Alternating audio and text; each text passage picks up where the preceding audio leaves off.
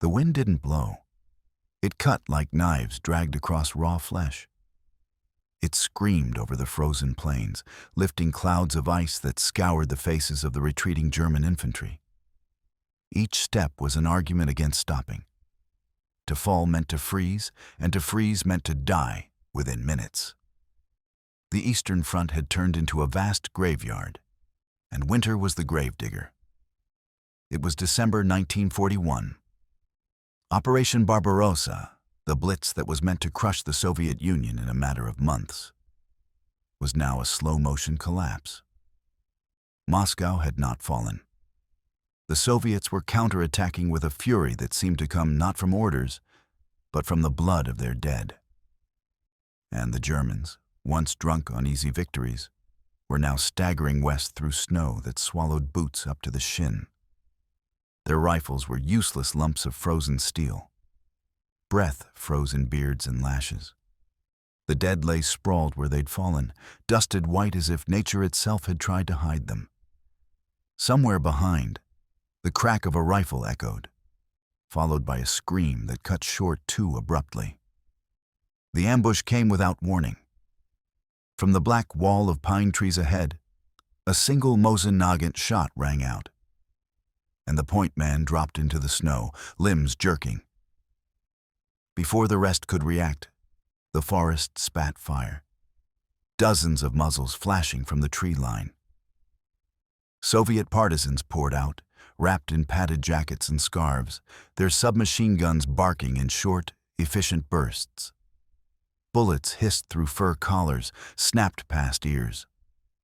Men went down clutching stomachs, throats, faces. A machine pistol rattled, and 3 Germans crumpled almost as one, their blood steaming in the cold air. A corporal named Meyer, barely 20, turned to run and felt something slam into his back.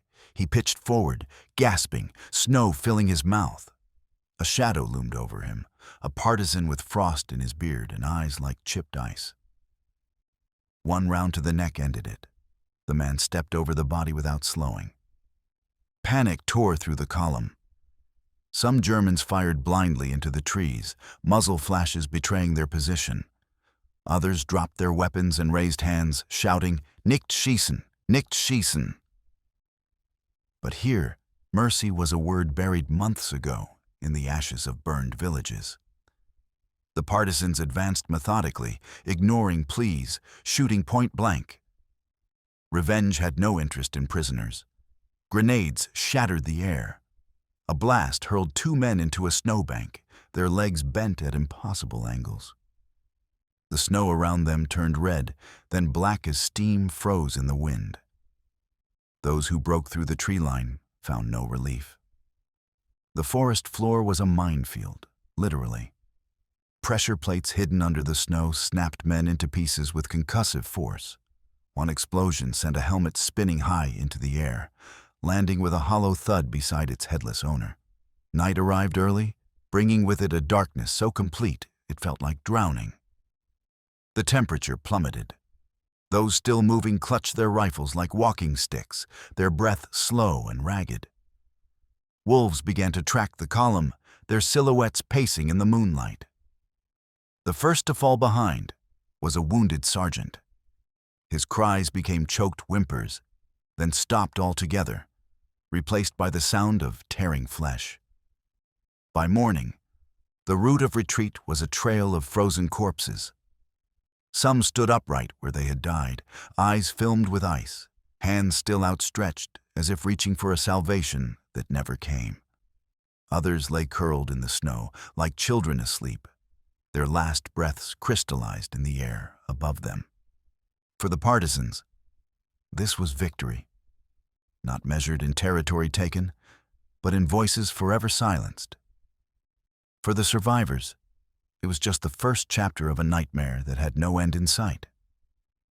Like, comment, and subscribe.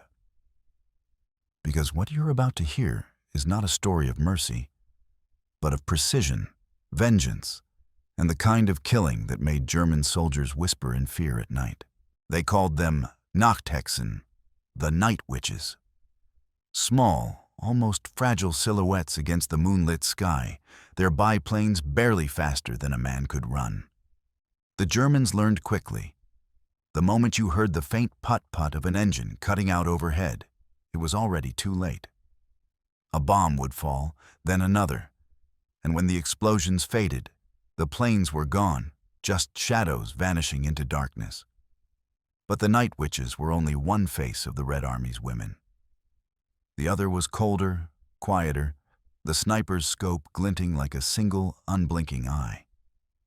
Tatiana Baramzina had been a kindergarten teacher before the war. By the summer of 1944, she had 36 confirmed kills on the Belarusian front. She could wait for days in the snow without moving, letting frostbite creep into her toes if it meant a perfect shot. When she parachuted behind enemy lines on a sabotage mission, the Germans thought they were chasing a wounded girl. They found a soldier who fought until her last bullet was spent, and then kept fighting with grenades. When they dragged her from the dugout, bleeding and unarmed, the Germans did not take her to a camp. They beat her with rifle butts, stabbed her with bayonets, breaking ribs and splitting skin, and finally fired an anti-tank rifle at point-blank range. The round blew through her skull and into the dirt beneath her. The next morning, her comrades found her body barely recognizable, but her hands were still clenched into fists. She was not alone. Between 1941 and 1945, the Soviet Union deployed over 24,000 female snipers. Their combined tally of kills is estimated at more than 11,000 Germans. For the Wehrmacht, death from a woman's bullet carried a special humiliation. But that didn't make it any less final. Some operated alone. Others, like Lyudmila Pavlichenko, hunted in pairs, one spotting while the other fired. Pavlichenko herself scored over 300 confirmed kills. When a German officer tried to lure her into surrender with promises of comfort, she responded by shooting the messenger. German soldiers began to fear any patch of silence in the battlefield, any flicker of movement among the branches. More than one squad simply froze, refusing to advance into a killing zone where they knew a Soviet woman might be waiting, invisible but already aiming. And if a sniper missed her chance, she didn't just vanish. She'd relocate, stalk the survivors, and finish the job from another angle. Some Germans swore they could feel her watching even after they escaped, until a single shot, hours or even days later, proved they hadn't. These women weren't symbols or propaganda. They were executioners with infinite patience and a personal score to settle. Every pull of the trigger was for a village burned, a brother executed, a mother buried in a shallow grave. By the end of the war, the Germans had learned that on the Eastern Front, your killer might not be the tank rumbling toward you or the partisan ambush in the trees. It might be the unseen woman with the frost-covered rifle, who would let you walk 3 steps more before ending your war forever. They didn't march in columns. They didn't salute or wear polished boots. The Soviet partisans moved like shadows, slipping through forests, crossing frozen rivers in silence, and striking where the enemy felt safest. To the Germans, they were bandits. To the people whose villages had been burned, they were justice with a rifle in hand. The brutality wasn't random. It was deliberate, personal, and precise. In the Smolensk region, a German convoy was halted by a felled tree across the road. As the soldiers began to cut through the trunk, the forest erupted in gunfire. Bullets tore through overcoats and shattered glass. The survivors tried to take cover behind their trucks, but the partisans had anticipated every move. Grenades rolled under the vehicles, flipping them in fire and steel. The ambush lasted less than 4 minutes. When it was over, not a single German was left breathing. Some retribution was slower. In Belarus, a captured SS officer found himself tied to a chair in the center of a barn. The villagers filed in one by one, each handed a knife, a club, or simply their bare hands. There was no speech, no shouting, just the quiet, methodical repayment for families shot in ditches and houses set aflame. By the time the last villager stepped out into the snow, the officer was unrecognizable, and the barn smelled of iron and smoke. The name Zoya Kosmodemyanskaya was whispered like a curse among German troops. At 18, she infiltrated occupied territory to sabotage supply lines. Captured while planting explosives, she was tortured, whipped until her skin tore, her face beaten until one eye swelled shut. They marched her barefoot through the snow to a gallows in the village square.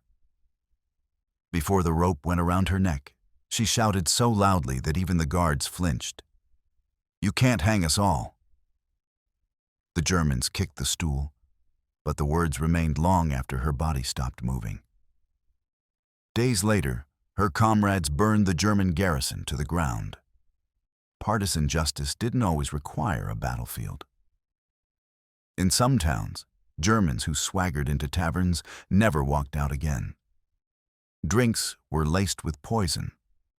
A friendly woman at the bar might slip a pistol from under her coat and put 2 rounds into the back of a helmet before vanishing into the night.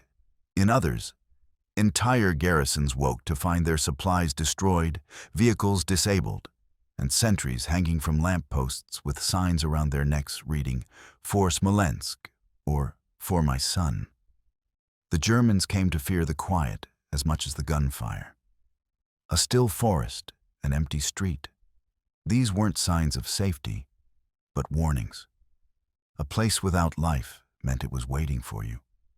And when the trap was sprung, it was not war in the sense the Wehrmacht had been trained for. It was extermination. By 1943, partisan activity had crippled entire sectors of the Eastern Front. Supply trains vanished, bridges collapsed under timed charges, and isolated units simply disappeared into the forests, never to be heard from again. For the Germans, it was death by 1,000 cuts, each one carried out by people who had nothing left to lose and no reason to forgive. On the Eastern Front, the Red Army pushed from the front. The partisans came from behind, and between those two jaws, the German war machine found itself crushed, one squad, one officer, one convoy at a time. For the Germans who fell into Soviet hands alive, the war was far from over. In many cases, it had only entered a slower, crueler phase. The battlefield could kill you in seconds. Soviet captivity could take months, even years, to finish the job. The first step was the march. Prisoners were herded together, stripped of heavy coats, and pushed onto frozen roads. Wounded men limped until they collapsed. Anyone who couldn't keep up was left in the ditch, a pistol shot cracking the air to mark the end of their war. Temperatures plunged to 30 degrees below zero. Frostbite blackened toes and fingers within days. Those who reached the camps entered a new kind of hell. Barbed wire fenced in sprawling compounds of mud and rotting timber. The barracks were overcrowded, the air inside thick with the stench of unwashed bodies, sickness, and smoke from makeshift stoves. Straw pallets swarmed with lice.